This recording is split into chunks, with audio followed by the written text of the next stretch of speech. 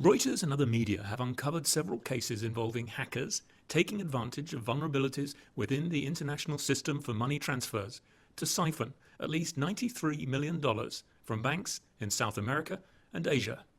The attacks all combine modern tactics of hacking into computers with malware and old-fashioned money laundering skills. The most dramatic example is in Bangladesh. On February 4, 2016, $81 million of Bangladesh Bank's money was moved from the New York Federal Reserve to a bank in the Philippines. That's a lot of money, but things could have been worse. They tried to transfer nearly $1 billion. What do you need for a heist like this? You need some way to get into the bank's system. You need a way to gain access to the SWIFT money transfer network.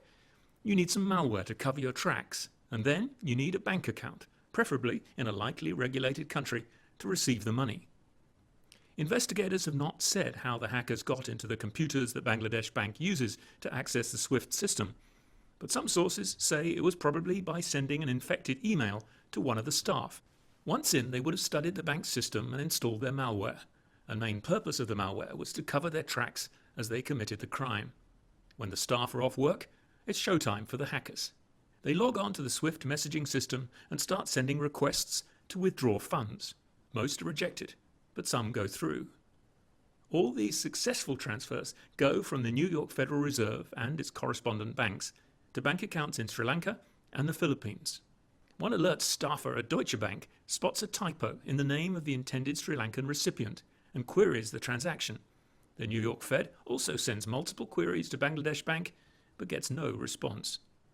Altogether, 4 requests, totaling $81 million, are already on their way. After the requests are sent, the malware goes to work, buying time for the money to be collected and laundered. It checks the SWIFT messaging system and deletes any incoming messages that might alert bank officials about their fraudulent transfers. It also deletes any confirmation messages before they're sent to the office printer. It's a Friday, a weekend day in Muslim Bangladesh, and when the skeleton staff come in, all they see is an empty printer tray and an apparently broken printer. That is not that unusual. The boss tells someone to fix it and heads off for midday prayers. Meanwhile, the money has landed in 4 fake accounts in a small Manila branch of a Philippine bank called RCBC. Some of the money is transferred to another fake account in the same branch. That afternoon, one of the branch employees summons an armored car from head office which dumps 20 million pesos. Some of the staff count the money and pack it in a paper bag. It's loaded into a car and driven off. Over the weekend, Bangladesh Bank officials wake to the scale of the problem. The malware appears to have disabled the SWIFT messaging system. They print out the SWIFT messages manually and try to contact the New York Fed via phone, email and fax. There's no response from the New York Fed office that is typically not staffed on weekends. SWIFT remotely fixed the messaging system. It's now Monday in Bangladesh and officials realize where the money has gone and send SWIFT messages to RCBC asking them to stop the transfers.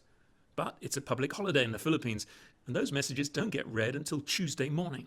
And, crucially, they're sent as ordinary messages, not cancel requests, so they join a pile of hundreds of routine messages in the bank's headquarters.